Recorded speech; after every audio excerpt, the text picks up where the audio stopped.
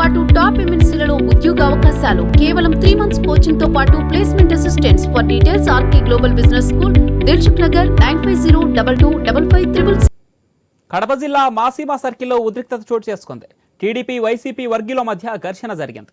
ఘటనలో ఒకరికి తీవ్ర గాయాలయ్యాయి. పోలీసులు ఇరు వర్గాలను స్టేషన్కు తరలించారు. పోలీస్ స్టేషన్ వద్ద టీడీపీ వైసీపీ కార్యకర్తలు వాగ్వాదానికి దిగారు.